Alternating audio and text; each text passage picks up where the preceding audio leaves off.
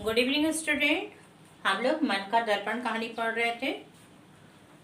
मन के दर्पण कहानी में आपने देखा दो गायों की कथा है, जिसमें एक सफ़ेद है, दूसरी काली है।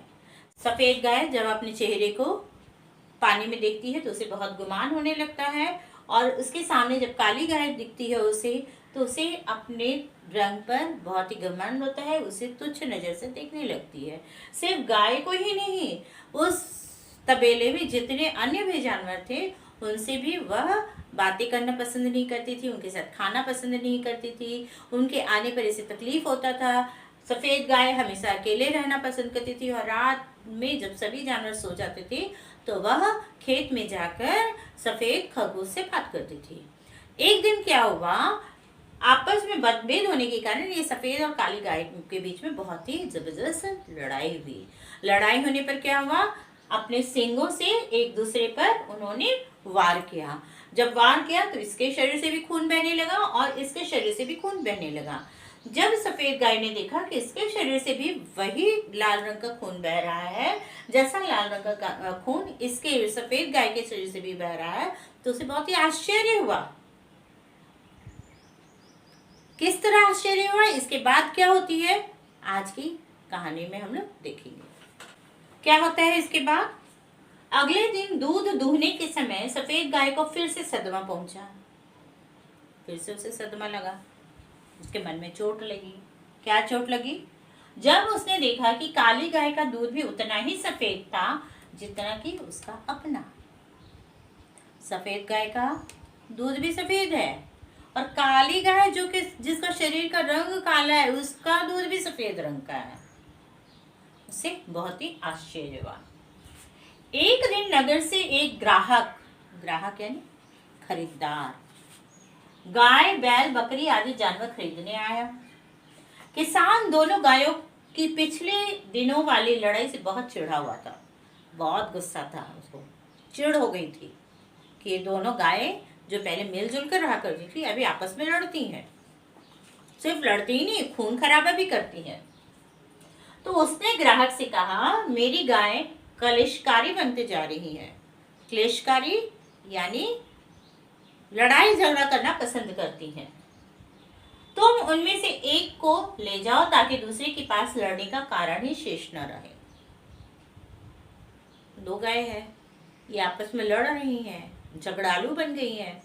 तो एक काम करो, इन दोनों में से एक ले जाओ। जब एक चला जाएगा तो दूसरा अकेला ही न रहेगा, तो आपस में लड़ाई किससे होगी। तुम कौन सी गाय लोगे, काली या सफेद? व्यापारी ने उत्तर दिया, रंगों में अंतर की वजह से मेरे यहाँ कीमत में कोई वृद्धि नहीं होती। व्यापारी ने कहा कि रंग के कारण जो कीमत हम दे रहे हैं, जो दाम मूल्य हम दे रहे हैं, रुपए दे रहे हैं, उसमें कोई अंतर नहीं होगा। काली गाय का भी मैं उतना ही रुपया दूंगा जितना कि सफेद गाय का, इसलिए रंग के कारण कोई भी अंतर नहीं होगा। सफेद गाय यह सुनकर और भी स्तब्ध रह गई। सफेद गाय को बहुत ही आश्चर्य हुआ। किस बात का आश्चर्य हुआ, पहला तो उसने देखा कि काली और सफेद दोनों गाय का जो खून है लाल रंग का है, दोनों की जो दूध है वो सफेद रंग की है। इतना ही नहीं, व्यापारी रंग के अंतर के कारण उसकी कीमत में भी अंतर नहीं करना चाहता। तो इस बात से सफेद गाय और भी ज्यादा आश्चर्यचकित रह गई। उसे अपने रूप रंग पर जो अभिमान था वह चकनाचूर हो गया। उसमें जो घमंड था उसके कि मेरा सफेद रंग है, मैं बहुत खूबसूरत लगती हूँ, ये घमंड उसका पल भर में खत्म हो गया। वह समझ गई कि न खून में, न दूध में और न ही रंग में कहीं भी वह काली गाय की अपेक्षा बढ़िया सिद्ध नहीं हुई। उससे आगे कहीं भी नहीं है, दोनों समान ही हैं। व्यापारी उसकी बेहतर सफेद चमड़ी के प्रति कोई विशेष ध्यान देता हुआ प्रतीत नहीं हो रहा था। व्यापारी भी उसके जो सफेद रंग की जो चमड़ी है, उसका जो स्किन है, उसके रंग के प्रति उसे भी कोई फर्क नहीं पड़ता है। झील के दर्पण ने उसकी काली साथिन और स्वयं के बीच अंतर स्पष्ट कर दिया था। ये भेदभाव कहाँ से उत्पन्न हुआ था, झील में जब उसने अपनी परछाई को देखा। हम लोग चेहरे को देखते हैं ना भाई, दर्पण में देखते हैं ना, आईना में, तो आईना में जब देखते हैं तो हमारा चेहरा दिखता है, और इसे अपना चेहरा झील के पानी में नजर आया। उसके बाद से उसे रंग का गुमान हो गया था, और उस दिन से वह अपनी काली साथी और यानी काली गाय और अन्य जानवरों के साथ वो अंतर स्पष्ट करने लगी, उनसे भेदभाव करने लगी।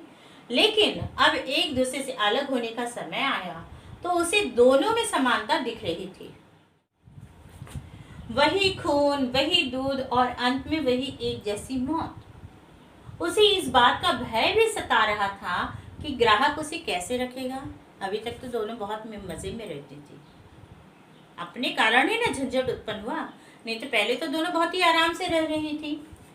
सफेद गाय भागी भागी गाय के तबेले में गई और काली गाय से कहने लगी, बहन, हम दोनों में से किसी एक को मालिक आज बेच देगा और हम अलग हो जाएंगे। अब मेरे मन के दर्पण ने स्पष्ट कर दिया है कि मेरे और तुम्हारे बीच कोई अंतर नहीं है, फिर आपस में लड़ाई झगड़ा किस लिए? मुझे तुमसे कोई शिकायत नहीं है, अब हम मिलजुल कर रहेंगे, मैं तुमसे अलग नहीं होना चाहती। जब व्यापारी खरीदने आया तब इसे लगा कि हमें अलग नहीं रहना चाहिए, हम लोग दोनों समान हैं, इसलिए हमें आपस में मिलजुल कर ही रहना चाहिए। इन बातों को सुनकर काली गाय का मन पिघल गया, उसका मन भी पसीज गया, उसके मन में भी दया उत्पन्न हो गई। उसने भी एक ही पल में उसकी सारी निर्दयता भुला दी। निर्दयता यानी उसने जो कठोरपन उसके साथ किया था उसे भुला दिया और उसे क्षमा कर दी। उसने अपनी गर्दन से सफेद गाय को रगड़ा, सफेद गाय को रगड़ करके प्यार करने लगी, और दोनों मिलकर किसान के झोपड़े के पास गई तथा एक तान में आवाज लगाकर उसे जगाया। एक तान में मतलब एक ही साथ दोनों ने जोर से आवाज दी और किसान जग गया। यह देखकर किसान को हैरानी और खुशी दोनों हुई। किस बात की हैरानी हुई किसान को? कि ये दोनों तो आपस में लड़ा करती थी, अब ये दोनों मित्र कैसे हो गई। साथ में उसे खुशी भी हुआ कि चलो हमारी जो गायें थी आपस में लड़ती थी, अब वह मिलजुल कर रहने लगी। उसने उन्हें अपने समीप लाते हुए प्यार से कहा, मैं तुम दोनों को बेचने नहीं जा रहा हूं। तब जाकर इन दोनों को शांति मिली। बूंद बूंद ज्ञान। नजरिया एक छोटी सी चीज है जो बड़ा अंतर डालती है, जिसे लिखा है मिस्टर चर्चिल ने। उसने ये भी बताया है कि अपनी नज़र से अगर हम किसी चीज़ को देखें तो वह नज़र अंतर स्पष्ट करती है या एक समान दिखती है, ये हमारे नज़र पर फर्क पड़ता है। ऐसा कुछ नहीं है, संसार में भगवान ने सभी को एक समान बनाकर भेजा है। हम लोग आपस में भेदभाव करते हैं, भगवान ने ऐसा भेदभाव बनाकर नहीं भेजा है। पाठ संदेश। अपने रंग रूप का अभिमान नहीं करना चाहिए। रंग रूप के आधार पर कोई अच्छा या बुरा नहीं होता। ऐसा नहीं है कि गोरा जो है बहुत ही ज़्यादा कामयाब इंसान है और काला जो इंसान है उससे कामयाबी हासिल नहीं होती, ऐसा कुछ भी नहीं है। गोरे को भी उतना ही दिमाग भगवान ने दिया है जितना काले को।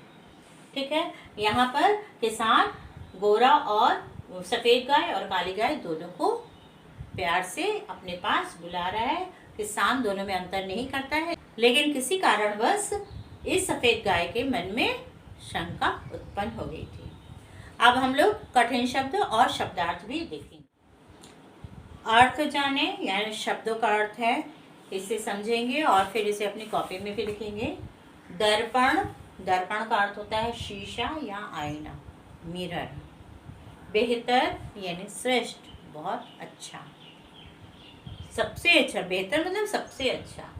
चरागाह, चरने का स्थान, जहाँ पर गाय भैंस घास चरा करती है, घास खाने जाती है, वह कहलाता है चरागाह। अभिमानपूर्ण, अभिमानपूर्ण यानी घमंड से भरा हुआ, बहुत ज़्यादा घमंड है, अपने आप में है। सदमा, दिल पर लगी चोट, मन में जब चोट लग जाती है उसे कहते हैं सदमा। तान, सुर, एक ही लय में, एक ही सुर में, एक ही साथ। निर्दयता, कठोरता, यानी बहुत ही क्रूरतावश, कठोर से, गुस्से से। निश्चल, स्थिर, शांत। घृणा नफरत, तबेला जहाँ पशु बांधे जाते हैं, जहाँ जानवरों को बांधा जाता है, अलग अलग जानवरों को बांधते हैं, तबेला कहलाता है। और तबेला घोड़े के रखने को स्थान को भी तबेला ही कहते हैं। शंका संदेह, शक क्लेशकारी लड़ाई झगड़ा करने वाली, झगड़ालू। व्यापारी खरीदने बेचने वाला, जो सामान एक जगह खरीदता है और एक जगह दूसरे जगह बेचता है, वह कहलाता है व्यापार। इसे तो हम लोग शब्दार्थ में लिखेंगे। और अब पठन और श्रोतलेख यानी कठिन शब्द को ध्यान देंगे, इसके उच्चारण पर ध्यान देंगे और इसे भी कॉपी में लिखेंगे। संगमरमर, सायंकाल, घृणा, चित्तकबरा, परिवर्तन, व्यवहार, आक्रमण, समाप्त, महसूस, ग्राहक। क्लेशकारी, दर्पण, निर्दयता, प्रारंभ। ये प्रारंभ को रॉ में अनुस्वार देकर भौ भी लिख सकते हैं और पंचम वर्ण आधा मौ भौ भी लिख सकते हैं। युद्ध, युद्ध भी दो तरह से लिखा जाता है, दो हलंत प्लस धौ, दो हलंत और धौ, या फिर दो के नीचे में धौ भी लिख सकते हैं, दोनों ही सही है। वृद्धि भी इसी तरह दो तरह से लिखते हैं और सिद्ध भी दो तरह से लिखते हैं। अगर तुम इस तरह से लिखते हो तो भी सही है, इस तरह से लिखते हो तो भी सही है। ठीक है। इस पाठ को पढ़कर हमने क्या सीखा? इस पाठ को पढ़कर हमने सीखा कि रंग का भेदभाव होने पर हमें कोई भी चिंता नहीं करनी चाहिए, हमें आपस में लड़ाई झगड़ा नहीं करनी चाहिए, हमें गर्व नहीं करना चाहिए कि हम बहुत खूबसूरत है। काले जो होते हैं या जो बदसूरत होते हैं उसमें भी किसी न किसी तरह का गुण होता है। जैसे कि यहाँ सफ़ेद और काली गाय में दोनों का खून लाल है, दोनों का दूध सफ़ेद है और साथ ही साथ व्यापारी भी इसके रंग के कारण कोई भी ज़्यादा कीमत देने के लिए तैयार नहीं है। ठीक है ना। कहानी तुम्हें पसंद आई होगी। इस कहानी को बोल बोल कर पढ़ेंगे। ठीक है। Thank you.